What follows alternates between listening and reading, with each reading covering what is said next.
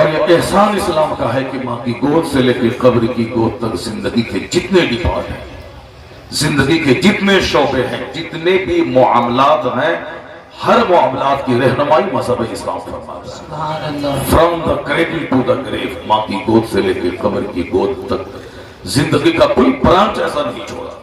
اگر مجھے آپ اجازت دیں تو میں ایک وہ برانچ بتا دوں جس پر جمعہ میں بھی خطاب نہیں ہوتا ہے، جس پر عید بقرعید میں بھی خطاب نہیں ہوتا ہے، جس پر عام طور پر جلسوں میں خطاب نہیں ہوتا ہے، چونکہ اس دیوار کا تعلق شرم و حیا اور پردے سے ہے۔ اور حدیث میں قرآن شریف میں آیا کہ ان اللہ لا یستحی، اللہ تعالیٰ حق بیان کرنے سے نہیں شرماتا ہے، اور حدیث پاک میں وہ سب کچھ آیا ہے۔ یعنی آپ یہ جان لیں کہ آج میں سارے ڈپارٹ کو ٹچ نہیں کر پاؤں گا، وہی تعلیمات جو مذہب اسلام کی ہیں اسی میں سے چند باتیں جو آپ جان چکے ہوں گے تو اس کو ریمائنڈ میں کرواؤں گا، جو نہیں جانتے ہوں گے تو پھر میں پہلی بار میں آپ سے کہہ رہا ہوں گا۔ اور مجھ کو معلوم ہے کہ اسلام میں جو جمعہ کے خطاب کا سسٹم ہے، جو فرض قرار دیا گیا ہے، اس کی وجہ سے ہر مسلمان کا بچہ اسلام کی بہت ساری باتوں کو، اسی خطاب کو سن کر کے جان لیتا ہے۔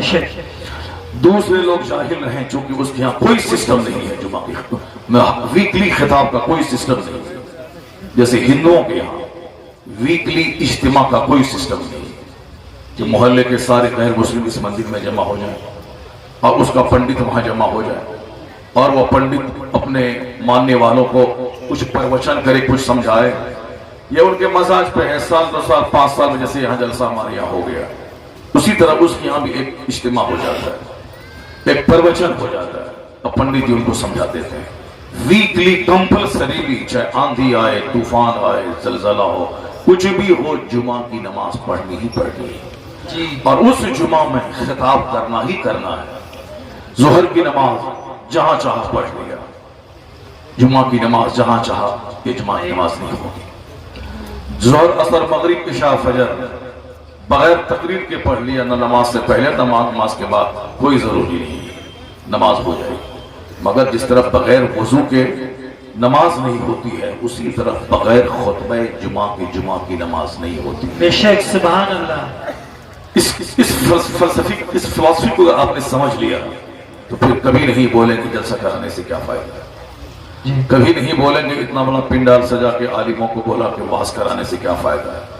ہر سب کا چہرہ الگ الگ ہوتا ہے، سب کا دل الگ الگ ہوتا ہے، سب کی سوچ الگ الگ ہوتی ہے۔ سماج میں 100 لوگ ہیں، 100 طرح کا چہرہ ہے، 100 لوگ ہیں، 100 طرح کی سوچ ہے۔ اچھے لوگ ہمیشہ اچھی محفلوں کو سراہتے ہیں کہ کم سے کم ایک دن 1000، 2000، 10,000 مسلمان مل بیٹھ کر اپنے خالق کا ذکر تو کر لیں، اپنے قرآن کریم کی آیتوں کی تفسیر و توضیح تو سن لیں، مصطفیٰ کی حدیث سن لیں۔ جہاں 50-100 مسلمان جمع ہوتے ہیں وہاں ضرور ایک اللہ والا ہوتا ہے، اور جہاں 100 عالم رہیں ضرور اس علاقے کا کوئی نہ کوئی قطب ابدال ہوتا ہے۔ سبحان اللہ۔ اور اسی جلسے کے بہانے مسلمانوں کا چہرہ دیکھنے کو ملتا ہے، اسی جلسے کے بہانے مسلمانوں کے بیچ مل کر بیٹھنے کا موقع ملتا ہے۔ نہ جانے اتنے لوگوں میں سے کون اللہ کے ولی ہے، کسی کو خبر نہیں۔ میں 50 بار دعا کرتا رہتا ہوں، دعا قبول نہیں ہوتی۔ اگر میں کسی ولی کے پاس بیٹھا، ولی نے آمین کہہ دیا تو بس جو دعا 50 سال میں نہ ہوگی 50 سیکنڈ میں قبول ہو جاتی ہے۔ اس لیے نیک جگہوں پہ دعائیں قبول ہوتی ہیں، نیک لوگوں کی صحبتوں میں دعائیں قبول ہوتی ہیں، اور دعا قبول ہونے کا وقت بھی ہوتا ہے، اس کے لیے جگہ بھی ہوتی ہے۔ یہ عام اجتماع جہاں مسلمان جمع ہوتے ہیں وہاں دعا قبول ہوتی ہے۔ اس لیے اس طرح کی محفلوں میں دعاؤں کا زیادہ احترام کرنا چاہیے۔ دعا کی قبولیت کے لیے مقامات ہوتے ہیں، اس طرح واز کی محفل، جمعہ کا خطبہ اور نماز پنجگانہ فرض نماز پڑھنے کے بعد حالت سجدہ میں دعا قبول ہوتی ہے، اور درود پڑھنے کے بعد دعا قبول ہوتی ہے۔ اعلیٰ حضرت کے والد گرامی مفتی نقی علی خان رضی اللہ تعالی عنہ نے 28 مقامات لکھے ہیں جہاں دعائیں قبول ہوتی ہیں۔ اس میں سے ایک ہے میدان عرفات، ایک ہے وادی مینا، ایک ہے مزدلفہ، ایک ہے خانہ کعبہ کے ارد گرد مطاف جہاں طواف کیا جاتا ہے، ایک مسجد حرام ہے جو خانہ کعبہ کے چاروں طرف جو دالان نما مسجد ہے، اور ایک خانہ کعبہ کے پاس میں بھی کچھ ایسے مقامات ہیں جہاں دعا قبول ہونی ہی ہے، جیسے باب کعبہ ہے، دروازے کے سامنے ایک محدیم ہے، ملتزم ہے، میزاب رحمت کے نیچے ہے، پچھلی جو دیوار ہے مستجاب، وہاں گیٹ نما بنا ہوا ہے، گیٹ ہے نہیں مگر گیٹ نما بنا ہوا ہے، آپ غور سے دیکھیں گے اس کو، وہاں دعا قبول ہوتی ہے۔ اور خانہ کعبہ کا جو دکنی حصہ ہوتا ہے جہاں رکن یمانی اور رکن اسود کے بیچ میں، جہاں 70,000 فرشتے آمین کہنے کے لیے ہر وقت تیار رہتے ہیں، اس لیے وہاں سارے مسلمان ربنا آتینا فی الدنیا حسنہ وفی الآخرۃ حسنۃ وقنا عذاب النار یہ دعا پڑھتے ہیں، اس میں دنیا اور آخرت کی ساری بھلائیوں کی دعا مانگی جاتی ہے۔ اور مدینے میں بقی شریف میں دعا قبول ہوتی ہے، احد پہاڑ پہ دعا قبول ہوتی ہے، مسجد نبوی میں دعا قبول ہوتی ہے، مسجد فتح میں دعا قبول ہوتی ہے، مسجد خندق میں دعا قبول ہوتی ہے، مسجد غمامہ سامنے ہے جہاں عید کی نماز پڑھی جاتی ہے، سرکار نے پڑھی تھی، وہاں دعا قبول ہوتی ہے۔ اور روضہ رسول پہ دعا قبول نہیں ہوگی تو پھر کہاں ہوگی؟ ہوتے کہاں خلیل و بنا کعبہ و منا، لولاک والے صاحبی یہ سب تمہارے گھر کی ہے۔ جان کائنات ہے مصطفیٰ، روح کائنات ہے مصطفیٰ، باعثی تخلیق کائنات ہے مصطفیٰ۔ آقا دو جہان کے آنے کے بعد ہی پتا چلا کہ اللہ ایک ہے۔ حضور نے ہی کہا کہ قرآن اللہ کا کلام ہے، حضور نے ہی کہا کہ کعبہ اللہ کا گھر ہے، حضور نے بتایا کہ مرنے کے بعد جنت اور جہنم ہے، سرکار نے کہا کہ قبر میں فرشتے آئیں گے تو اس سے سوال جواب کریں گے، یعنی یہ سارے عقائد تو حضور سے ملے۔ حضور نے ہی کہا کہ اللہ ہے، حضور نے کہا قیامت کا دن قائم ہوگا تو اس سے حساب لیا جائے گا، رائی کے دانے کے برابر جو کچھ تم نے دنیا میں کیا سب کچھ کا حساب لیا جائے گا۔ یہ مت سمجھنا کہ میں بے لگام ہوں، ابھی ہم پر زلزلہ نہیں آتا ہے، ابھی ہم زمین میں نہیں دھنستے ہیں، ابھی ہم نے نماز چھوڑ دی کچھ نہیں ہوا۔ یہ آزمائش کے دن ہے، یہ آزمائش کا لمحہ ہے، یہ آزمائش کی دنیا ہے، یہ کام کی دنیا ہے۔ یہاں بدلہ نہیں ہے کہ ابھی شراب پیا تو ابھی زمین میں دھس جائے، ابھی زنا کیا تو آسمان سے پتھر برس آئے، ابھی جھوٹ بولا تو منہ میں لقوہ مار دے، نہیں، یہاں اللہ نے چھوٹ دی۔ ہر جمعہ کے دن خطبہ رضویہ میں ایک حدیث پڑھی جاتی ہے، اعمل ما شئت، اے سفید لگتا ہے جھوٹی کاٹی گئی ہے، بڑی مشکل سے جلسہ ہوتا ہے، ایک جا رہا ہے ایک آ رہا ہے، کیا تماشا ہے؟ جلسہ ہے کہ ناٹوکی کی محفل، جب تک نہیں ناٹو کو سنتا ہی نہیں، جب ادھر سے اٹھ رہا ہے ادھر سے اٹھ رہا ہے ادھر جا رہا ہے، ساری زندگی بھاگتا ہی رہے گا، برکتوں سے محروم رہ جائے گا۔ معلوم ہے تمہیں یہ دین کی محفل ہے، جنتی محفل ہے، سبحان اللہ، یہ اللہ رسول کے ذکر کی محفل ہے، جو اس محفل کو آباد کرتا ہے اللہ اس کو آباد کر دیتا ہے، اور جو اس محفل کو برباد کرے گا اللہ تبارک و تعالیٰ اس کو برباد کر دے گا۔ جو مسجدوں کو اجاڑتا ہے، جو جلسوں کو اجاڑتا ہے، جو مدرسے کو اجاڑتا ہے، جو دین کی محفلوں کو اجاڑتا ہے، اس کی زندگی اجڑ جاتی ہے۔ میں نے اپنی آنکھوں سے دیکھا بہت سارے لوگ مدرسے کے پیچھے پڑے رہے میرے گاؤں میں، مدرسے کے پیچھے جو زمین وقف کر دی تھی اس کو اجاڑ کے پھینک دیا مدرسے کو، اس کے بال بچے سب اجڑ گئے، کوئی قاعدے کا مولوی حافظ تک نہیں بن سکتا۔ اور غریبوں کے بچے، غریبوں کے لوگ جو عالموں کا ہاتھ چومتے، عالموں کے پاس آتے بیٹھتے تھے، جن کی زمین نہیں تھی مزدوری کرتے تھے، اور ان کے بیٹے حافظ قاری عالم سب بن گئے، سبحان اللہ، صاحب شاندار گھر، شاندار مکان، شاندار گاڑیاں سب چلا رہے ہیں۔ تو عالموں کی بے عزتی سے ان کے خاندان میں کوئی عالم نہیں پیدا ہو، اور عالموں کی قدر منزلت کرنے سے اس کے خاندان، اس کے بال بچوں میں اللہ تعالیٰ اہل علم پیدا کرتے ہیں۔ سبحان اللہ، اس لیے یہ مجلس اجاڑنے کی چیز نہیں، اجاڑنا ہی تو پھر اس کا انعقاد کیوں کیا؟ جلسے میں آتے ہو تو آؤ قاعدے سے بیٹھو، پیشاب وغیرہ سب کر کے وضو کر کے سب قاعدے سے جلسے میں آؤ، تاکہ 2-4-5 گھنٹے آرام سے بیٹھ جائیں، وہاں سے نکلنے کی فرصت نہ ملے۔ اگر سونا ہے یہی سو جاؤ، یہ جنت کی کیاری ہے، اسی میں سو جاؤ، یہی سو جاؤ۔ اگر یہاں سو جاؤ گے تو بھی رحمتوں کی بارش تجھ پر ہوتی رہے گی، سبحان اللہ، اور جب یہاں سے اٹھ کے جائے گا تو بہت سارا گناہوں کا داغ دھو چکا ہوگا۔ اللہ تبارک و تعالی ہم سبوں کو دینی مجلسوں کی قدر کی توفیق عطا فرمائے۔ آمین۔ جو لوگ وہاں راستے میں کھڑے وہ سب اندر آ جائیں، جو لوگ سڑکوں پہ گھوم رہے ہیں وہ گھومنے والی زندگی مت گزاریں، सारी जिंदगी पेंडुलम की तरह झूलता रहेगा, घूमता रहेगा, ना उधर का रहेगा ना इधर का रहेगा, ऐसे घूमता रहेगा, कुछ नहीं मिलेगा। बैठ के रहमतों बरकतों को अपने हिस्से में कर ले। अगर रहमतें हिस्से में आ गई तो कई नस्लें तुम्हारी मुस्कुराती रहेंगी। आज जरूरत है हमारे घर में बरकतों के आने की, आज जरूरत है मेरे चेहरे पे मुस्कुराहट के आने की, आज जरूरत है जो दिल वीरान और उजड़ चुका है उस दिल को आबाद करने की। आज जरूरत है जो रिश्तेदारियां हमारी टूट गई हैं उन रिश्तेदारियों को जोड़ने की। आज जरूरत है जो गांव समाज इख्तलाफ इंतशार और लड़ाई झगड़े की आग में जल रहा है उस आग को बुझाने की जरूरत है। सीने में जो घमंड और गुरूर है कि मैं उससे अच्छा हूं, इस गुरूर को मिटा करके एक दूसरे के सम्मान और इज्जत देने की जरूरत है। आज दिल नहीं लगता घर में, दिल उजड़ा हुआ है, तबीयत नहीं लगती है। हिंदुस्तान में बहुत सारे लोग अभी एक साल के अंदर में कई हजार इंडियन पलायन करके इंडिया छोड़ करके कोई ऑस्ट्रेलिया चले गए, कोई अमेरिका चले गए, कोई कनाडा चले गए।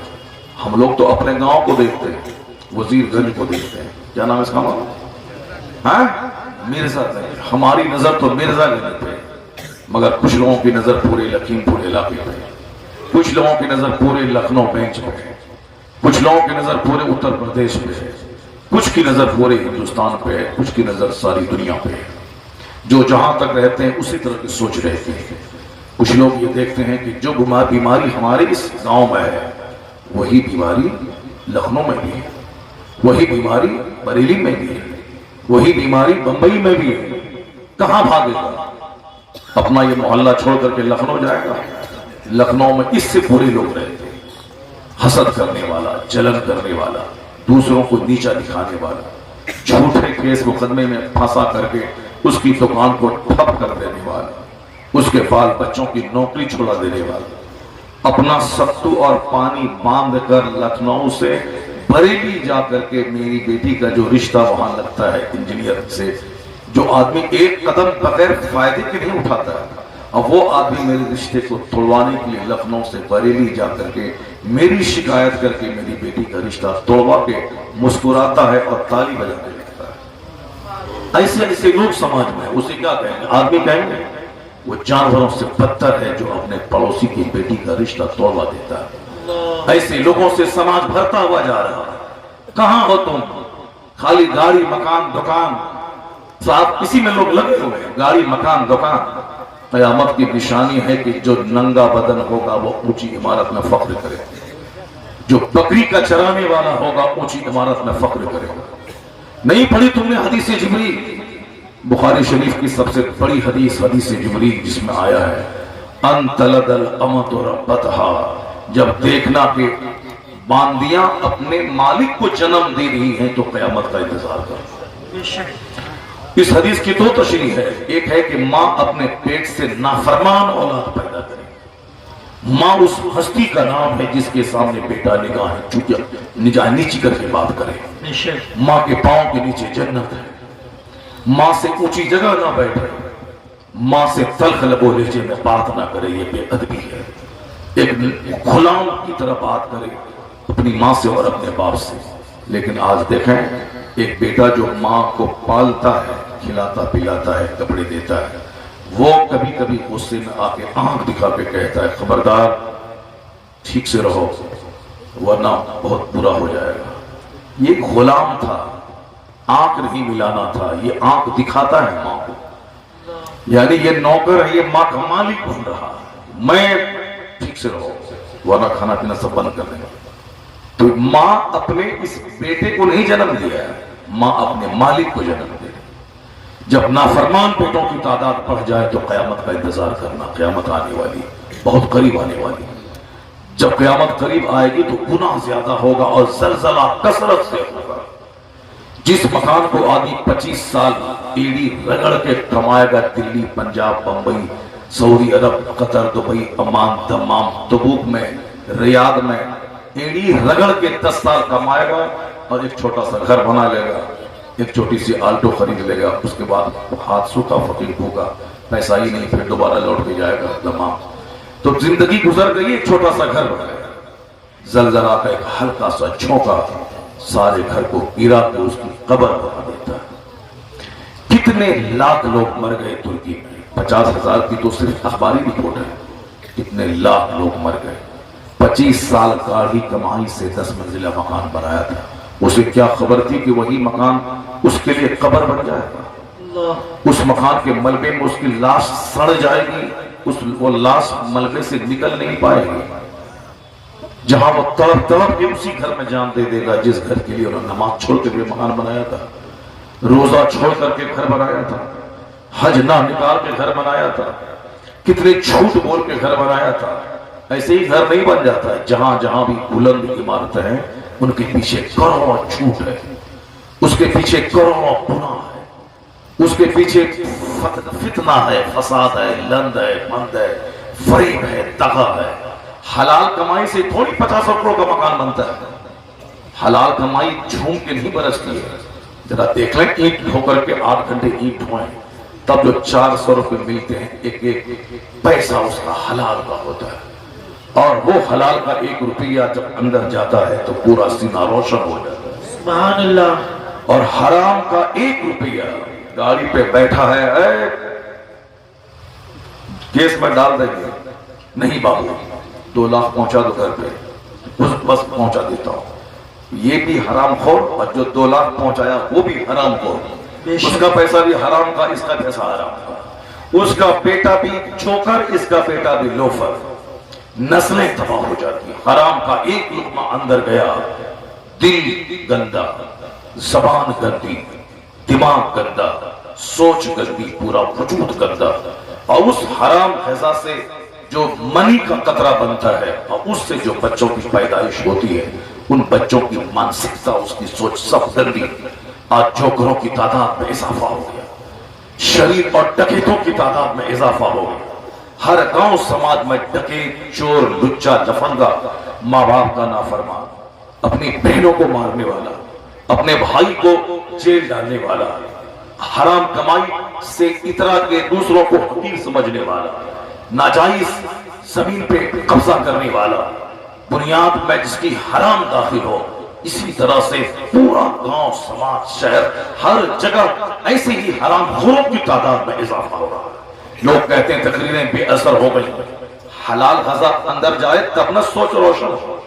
یہاں تقریر کرنے والا تو چھپا کو چلاتا ہے، لیکن وہ تقریر اندر نہیں جاتی، کیوں؟ تیرا وجود حرام کا ہے، تیرے اندر کا بلڈ حرام کا ہے، تو تم نے شراب کی کمائی کھائی، تیرا باپ سود کھا کے جو گھر اس پہ کھڑا ہے سود کے پیسے کا گھر ہے، تمہارے پاس جو 10 بیگھہ زمین ہے وہ شراب بیچ کر کے وہ زمین خریدی گئی۔ یہ بتا دے، شراب بیچ کر جو زمین خریدی گئی، اس کا جو لقمہ کھا کر کے وجود تیار ہوگا، اس کا تو انگ انگ ناپاک ہوگا۔ اب وہ باپ کی گستاخی کرے گا، وہ عالم کو گالی دے گا، وہ اپنے پیر کی توہین کرے گا، وہ حلال طریقے سے زندگی نہ گزار کے حرام راہوں سے زندگی کے دن گزارے گا۔ سوچ گندی، دل گندا، وجود گندا، یہ بولے گا کہ مولانا کی تقریر میں اثر نہیں ہے۔ تم نے اپنے بدن کے ہڈی اور گوشت کو دیکھا، حرام کی ہڈی، حرام کا خون، حرام کا گوشت، تو پھر تیری سوچ حرام جیسی۔ اب تو بولتا ہے مولانا کی تقریر میں اثر نہیں ہے، تو کہتا ہے مولانا کی تقریر بے اثر ہو گئی۔ مولانا قرآن بولتا ہے، اور پیغمبر بھی قرآن بولتے تھے، کروڑوں لاکھوں میں سے چند لوگ ہوتے تھے جو کھچ کھچ کے آ کے کلمہ پڑھ لیتے تھے۔ نبیوں پر بھی اللہ کا کلام پیش کر دینا لوگوں پر ضروری تھا، اور یہی کام نبی کے غلام ان کے نائب کرتے ہیں، لوگوں کے سامنے قرآن حدیث بیان کرتے ہیں۔ اور اسی لوگوں میں سے کچھ لوگ ہوتے ہیں جن کا دل سیدھا ہوا، جھک گئے، اللہ کے حضور سجدہ ہو جاتے۔ سبحان اللہ۔ کسی کے گلے میں چادر ڈال کے مسجد میں گھسانا فرض کسی نبی پہ نہیں تھا، نہ کسی عالم پہ فرض ہے، کسی پہ فرض نہیں تھا، نہ کسی نبی پہ، نہ کسی عالم پہ فرض ہے، صرف اللہ کا کلام پہنچا دینا۔ لگتا ہے کہ حضور سیدی